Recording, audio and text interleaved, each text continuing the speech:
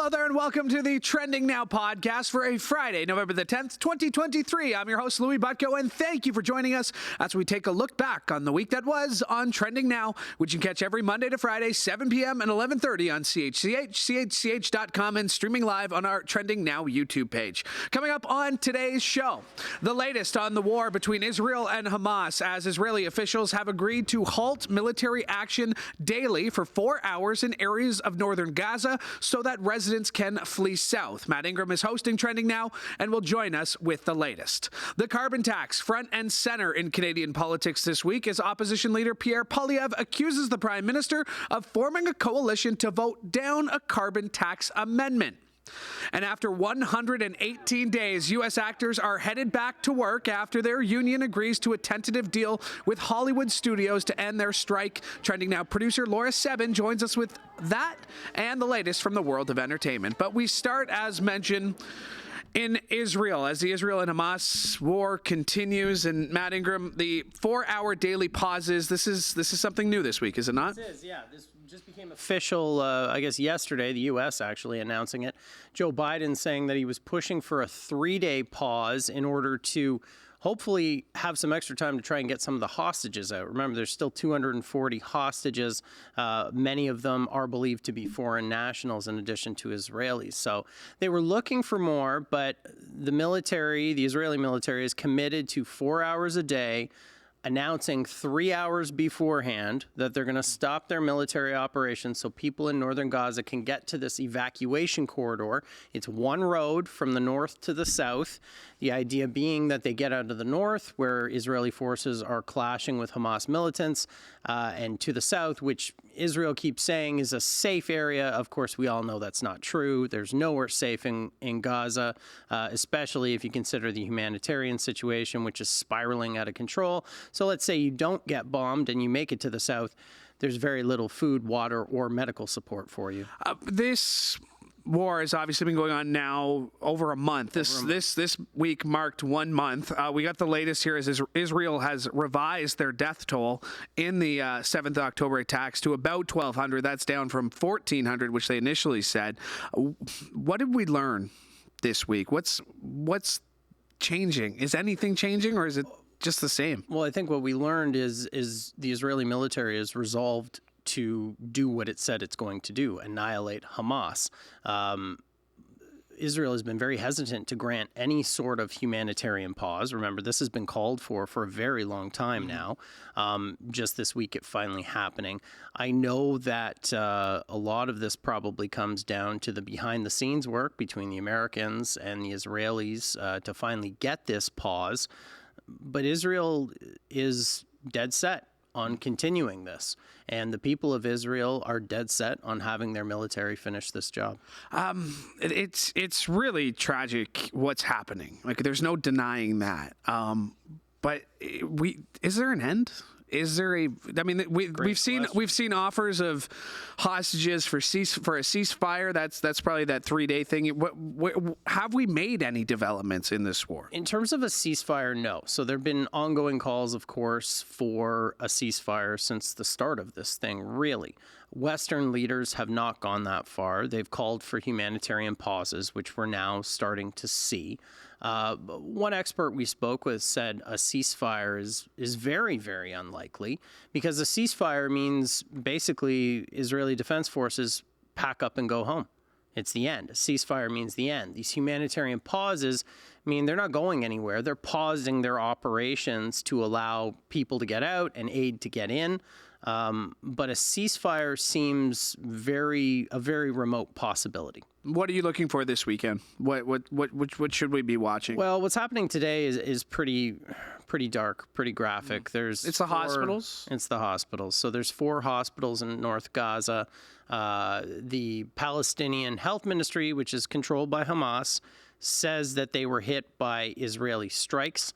Israel has confirmed that they are doing military operations near Al-Shifa Hospital, which is one of the hospitals. It's the biggest one. It's in Gaza City, which is right in the north. However, a spokesperson saying that Israel does not target hospitals, but they'll do what they have to do, I believe is the direct quote, They'll do what they have to do if fired upon from hospital grounds. So we're seeing video from Al-Shifa that's, very disturbing. This is a place where tens of thousands of displaced people were sheltering, coming under fire. That Hamas-controlled health ministry saying at least one person died at Al-Shifa and others were wounded. Rantisi Hospital, that's a children's hospital. There were tanks outside of it earlier today. There's a video that is getting a lot of play on social media and on international media outlets like Al Jazeera, France 24, that you see groups of people trying to leave the hospital. You don't see what's going on off camera, but then all of a sudden these people who were waving white flags run back into the hospital grounds. So there's lots of speculation about what's happening. What is for certain is that Israel's conducting a very intense military operation in the North Gaza, and there are tens of thousands of people still there, and they need to get out. Yeah, a couple of the quotes here. You mentioned that. That's a direct quote. We'll do what we need to do. That's from IDF. They've also said Hamas has chosen to strategically position their terrorist capabilities in, under, and around hospitals. We have been trying to encourage people taking refuge in hospitals to evacuate. I mean, that line there, if you're taking refuge in a hospital, you probably don't want to be at a hospital in any sense. Yeah, but absolutely. Well, and the World Health Organization at a a press conference, they said that Rantisi Hospital, the children's hospital, is the only pediatric hospital in North Gaza, and there's patients on dialysis. There's cancer patients. There's patients that just can't be evacuated. They can't go anywhere. Yeah. So, they're being told to evacuate, but even if they get out, where do they go? How are you going to transport someone who needs constant hospital care to the south? And then, the Rafah border crossing was closed again today. I haven't gotten too much into that yet, but I know it was closed, so I don't think any more Palestinians or foreign nationals are going to be allowed to get out today. But even if they could, it's just a trickle every day. So, there's still millions of people sitting, waiting to find out what's next with no food, no water, or very little food and water, bad shelter. I mean, they're living in tents in the south right now. The Red Cross, yesterday, their spokesperson was calling it alarming. And I mean, maybe that doesn't sound bad, but these are the people who've been running an ambulance service in Gaza for a long time. And there's obviously been a lot of violence in Gaza for a long time.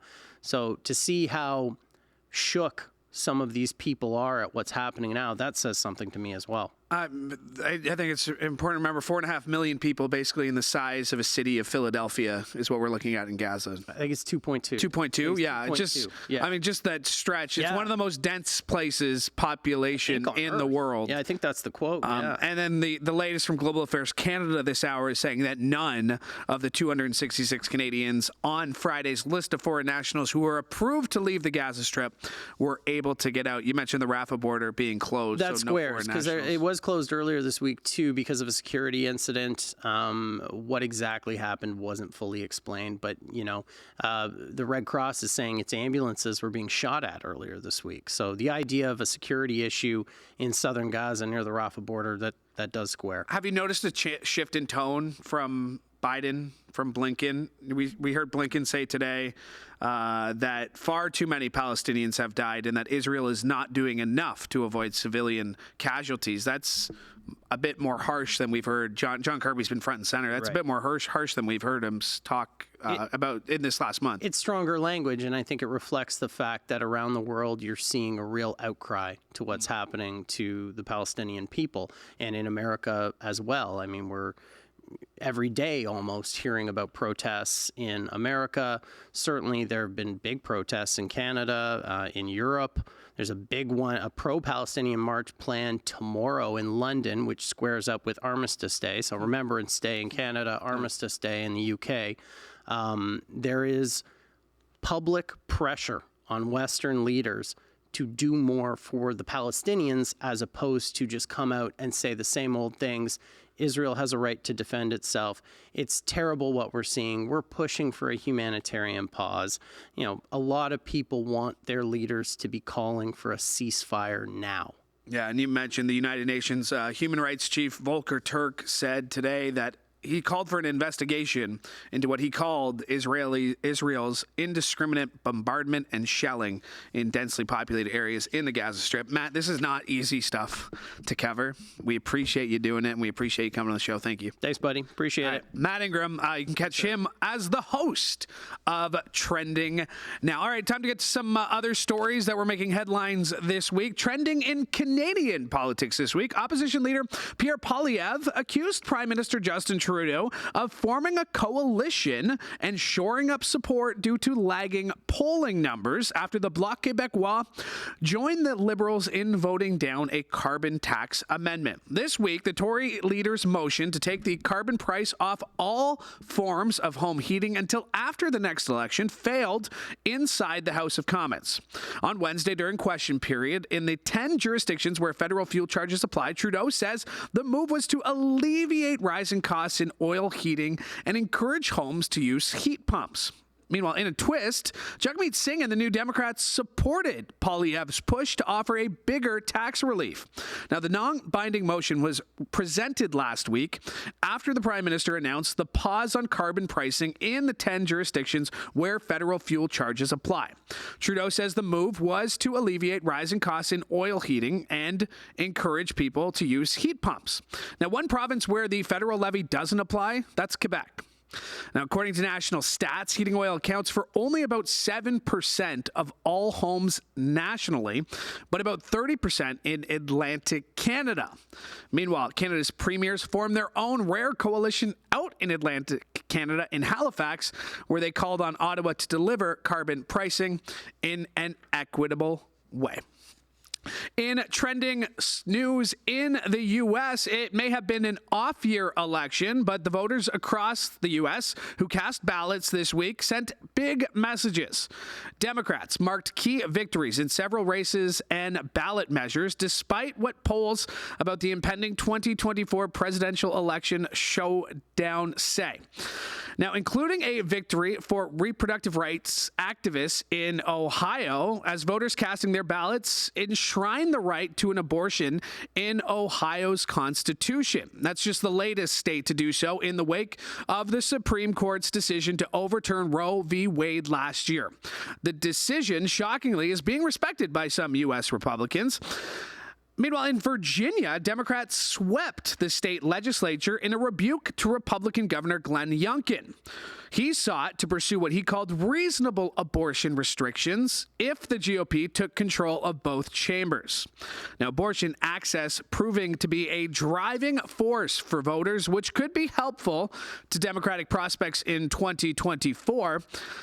But despite the party victories, polling of registered voters shows trouble for President Joe Biden's re-election chances as he's come up short in hypothetical matchups against former President Donald Trump and other GOP candidates. Now, a mix of U.S. politics and Canadian politics, right-wing USA TV personality Tucker Carlson will have a conversation with Alberta Premier Danielle Smith in January when he's scheduled to speak in Calgary.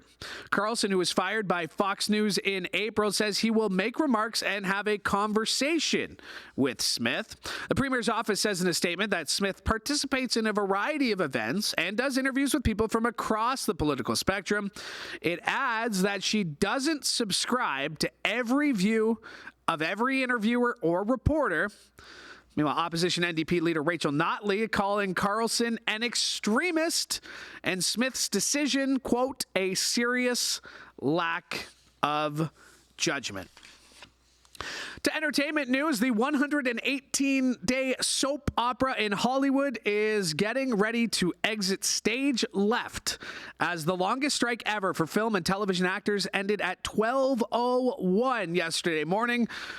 According to union officials, the tentative agreement will, quote, enable SAG-AFTRA members from every category to build sustainable careers. And for more on this, I'm very pleased to be joined by Laura Sebben. She is the producer and co-creator of Trending Now. Oh, we're back at that. We're back at that. I think it's worth acknowledging that you are a co-creator of this program that we do. Thank you. You can take co-creator credit for the podcast too if you want. Well, it was part of the idea of the show. Oh, so you are going to take okay, never mind then. The actor strike. This is big news. I mean, it had to end eventually. You would hope. Yeah, you would hope. But this is big news. It is. It's pretty big news. A lot of stuff got pushed back this year. Some movies in particular that I was really looking forward to see now aren't going to be releasing until deep into next year because of this strike.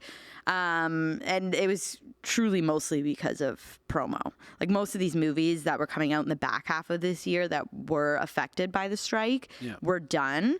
For some of the movies that were in post-production, they had to be pushed back while the WGA strike was going on because writers have a little bit left to do in post-production. But most of the movies that were set had dates to be released at the end of this year. It was solely just promo because they couldn't go on talk shows. You couldn't go on talk shows. I mean, this is going to be huge for a lot of people. I mean, like Colbert, all those late night shows can actually have actors on. So you may have noticed once the writer's strike ended, yes, they've had people on, but it's been a lot of athletes. It's been a lot of newsmakers. Yeah.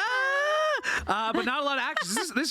So people will notice a change right away. Oh yeah, you're gonna see Jason Momoa and Timothée Chalamet everywhere because they have movies coming out in December that are big budget movies that the studio spent a lot of money. Wonka, yes, and Aquaman, the second Aquaman comes out in December. What? Yeah, just the second? Unfortunately, they made two in the first place. Is Amber Heard in this one? Yes, she is. Although you wouldn't know it from the trailer. Oh. Yeah. Speaking of trailers, we're going to get to other entertainment news, incling People's Sexiest Man Alive, which wasn't me. I was told my God. early on in the process that it wasn't going to be me, which is upsetting. I thought I was in the running this year.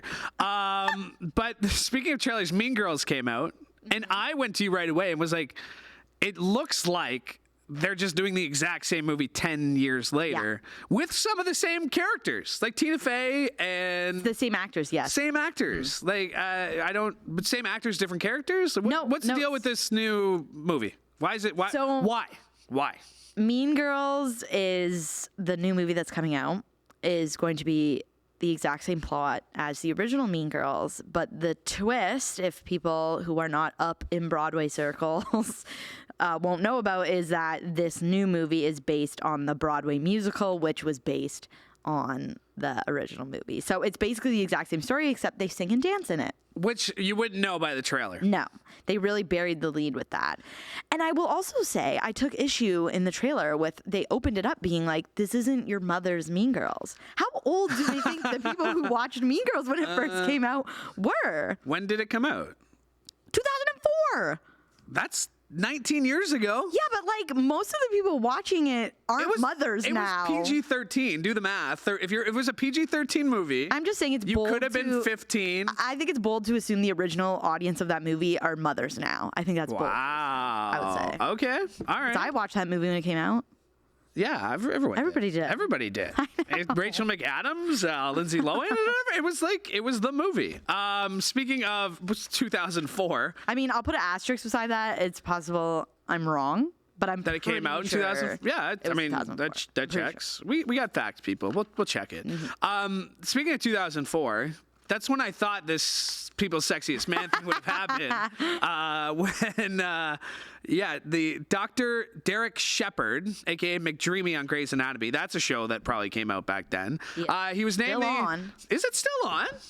What? But none of the original characters, right? No, I think one of the...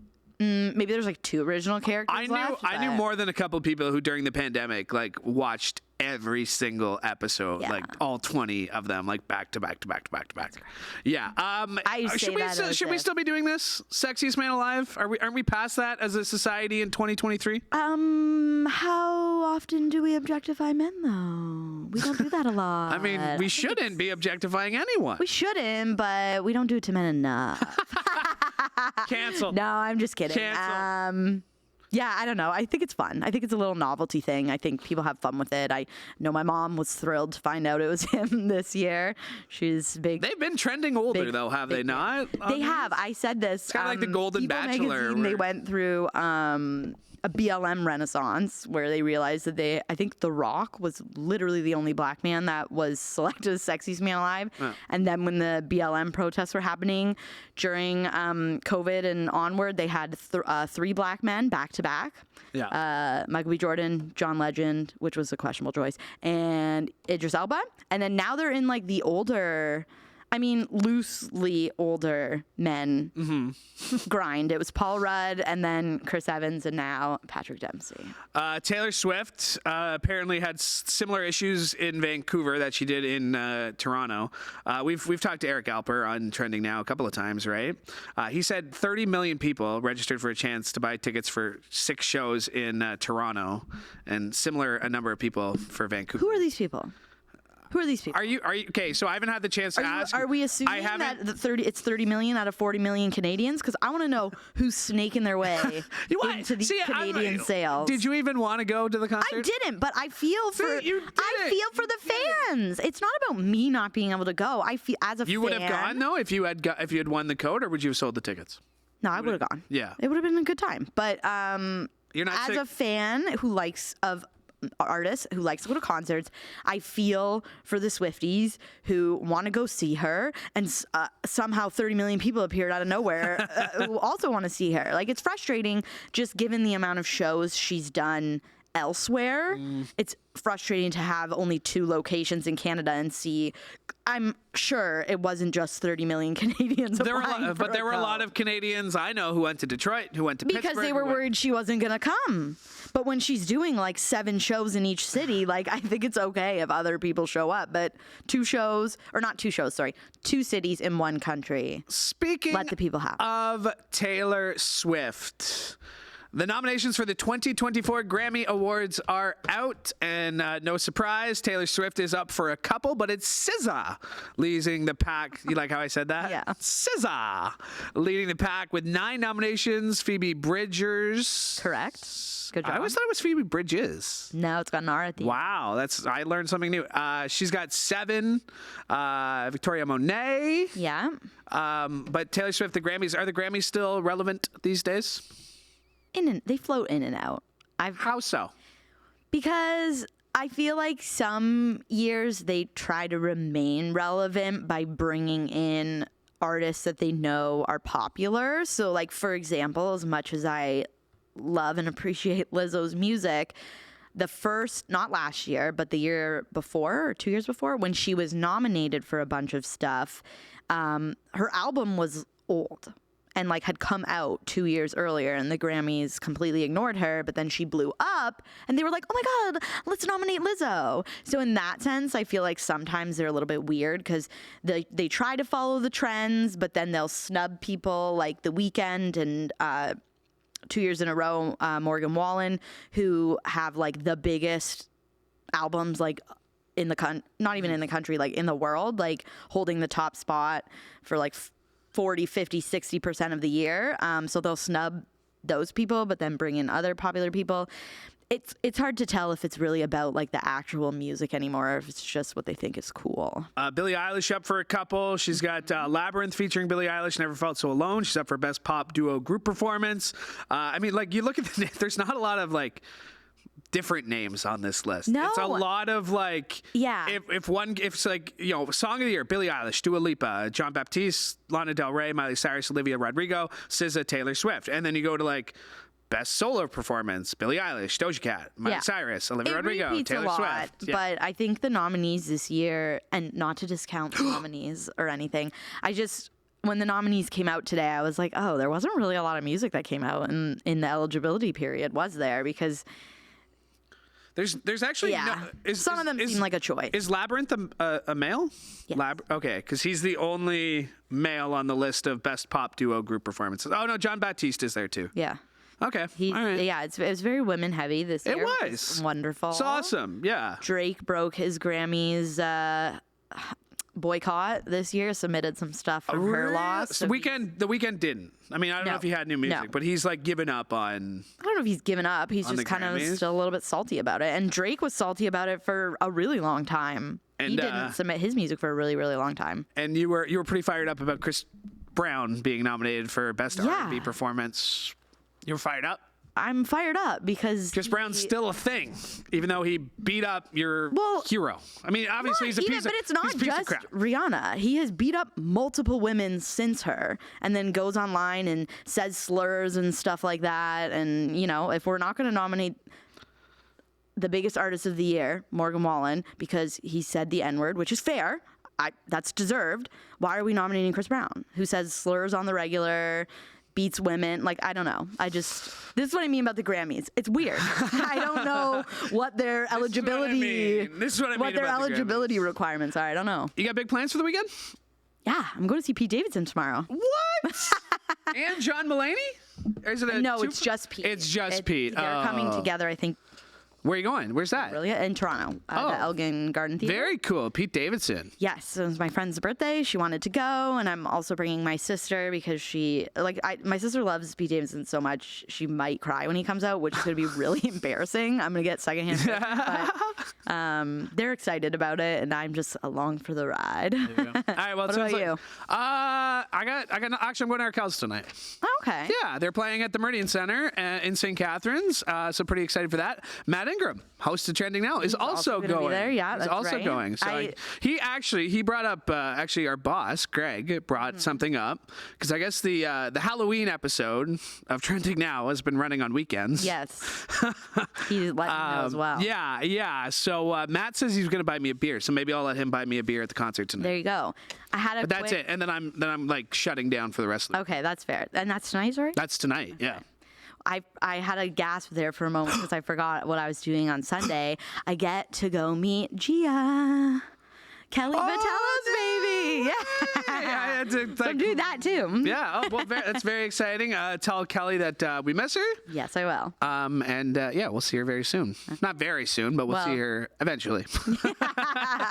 Yeah, she's still got a little ways to go with that maternity leave. A little bit. Thanks for doing this. Appreciate it as always. Thanks, Louis. My thanks to Laura Sebben. My thanks to Matt Ingram, and my thanks to you for joining me as well. You may have mentioned may have seen if you're watching, I'm repping the Western Mustangs football sweater. They're taking on Laurier at the Yates Cup on Saturday. So best of luck to Greg Marshall, head coach of that team, and the rest of the Mustangs. Go Stangs. There you go. But thank you for joining us. We really do appreciate it. We could not do the show without your support.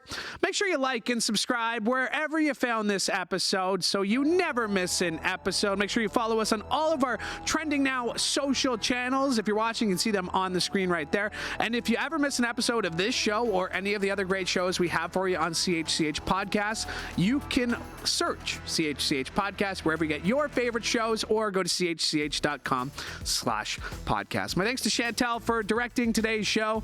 And one more time, thank you for listening from all of us here at CHCH. I'm Louis Butko. Hoping you have a great weekend.